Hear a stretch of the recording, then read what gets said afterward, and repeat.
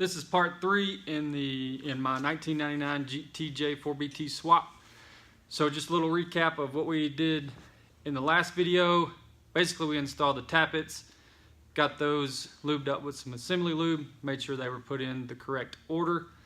Next, we installed the upper main bearings, and if you remember in that video, there was some question on the holes lining up in the bearing itself that connects to the holes in the block, I guess you would say. Basically, the piston cooling nozzles is what we were worried about. Went to my machinist and the local diesel shop here in town, and without hesitation, both of them said that was normal, so we're going to go with it. Next, we installed the lower bearings and the caps, and next we're going to tighten them. And got a little bit of bad news. Basically, this is going to be a short video because I didn't get the connecting rod bearings.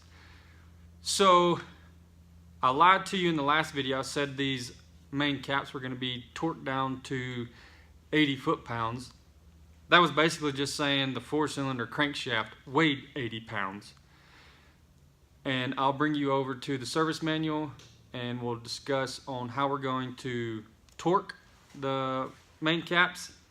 But basically, it's going to be 3 different torque sequences. The first is going to be 44 foot-pounds, then 88 foot-pounds, and then 130 foot-pounds. And we'll look in that service manual and you can see the order it needs to be done.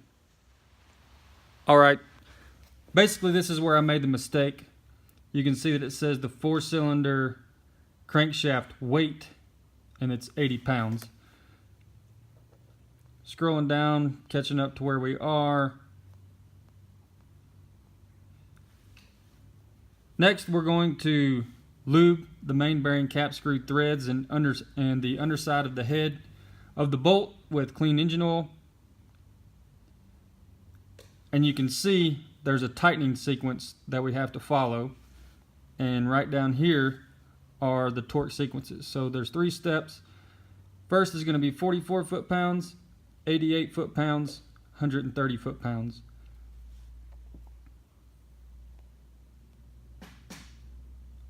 So we'll start with the center cap, and I've numbered these on the screws to help me keep track of them. Basically, we're going to start in the center, and it's going to be the side closest to the turbo drain tube. So 1, 2, 3, 4, 5, 6, 7, 8, 9, and 10. We'll get those torqued down. Alright, so the service manual says that we have to torque these in a certain direction. So start in the middle on the oil cooler side or the turbo drain side, because that's what shows in the picture is the turbo drain. 1 at the top, 2, 3, 4, 5, 6, 7, 8, 9, 10. So this is the direction that we're going to torque them. Like we said before, 44, 88, 130. Before we do that, we'll pull these cap screws out or bolts.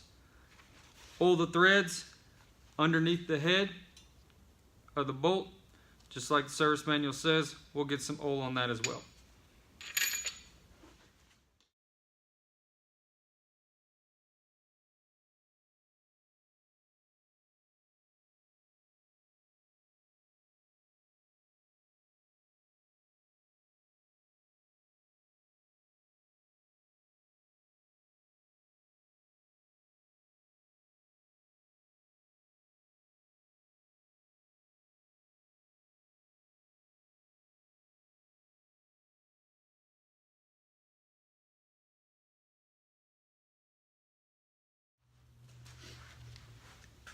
Figured I'd let y'all ride along for the last torquing. If you can not buy a Craftsman torque wrench, don't do it. So we've already torqued 44 and 88. Now we're going to 130.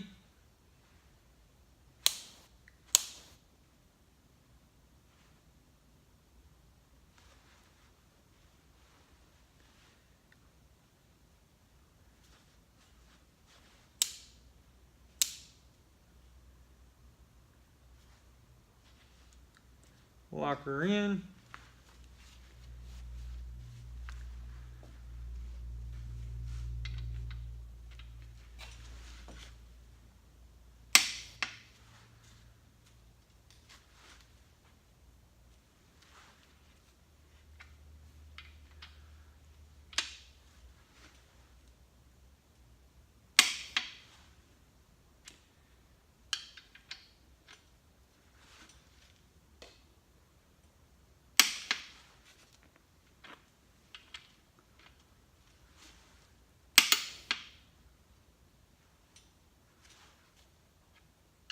That's why I don't like it. Doesn't give it a good audible feedback. That was 4, 5.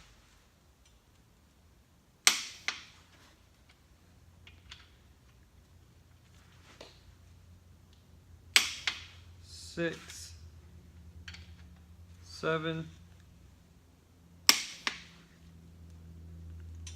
8,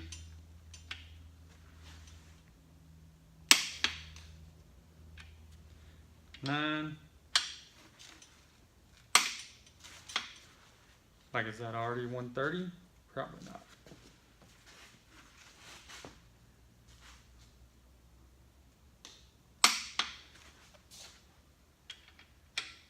And 10.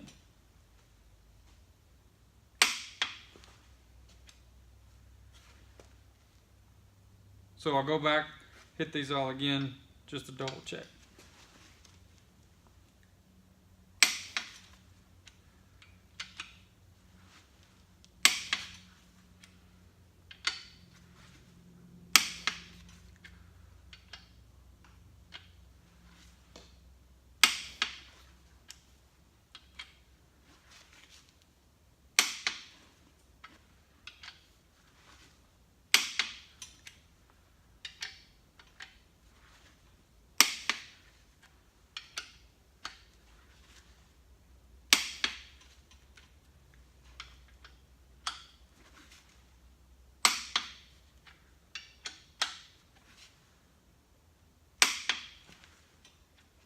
Alright, we're torqued down.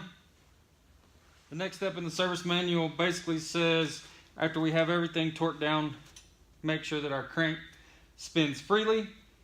So we'll see if that happens. Don't feel any binding. Nice and smooth.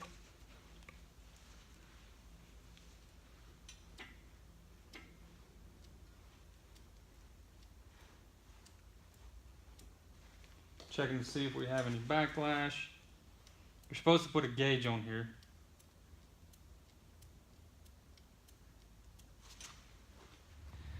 Alright, so it says the crankshaft must rotate freely, which we did. Put a position dial indicator to measure the crankshaft in play. Gives you the minimum is 4 thousandths, max is 17 thousandths. Then the next step is to rotate the engine and install the connecting rod piston assembly. So my connecting rods obviously don't have the bearings, so I guess I'll be getting in contact with the guy who sold me this kit, see if I was supposed to get them. If I was, I want them. If not, I'll have to order them. So I guess we're on pause until that happens.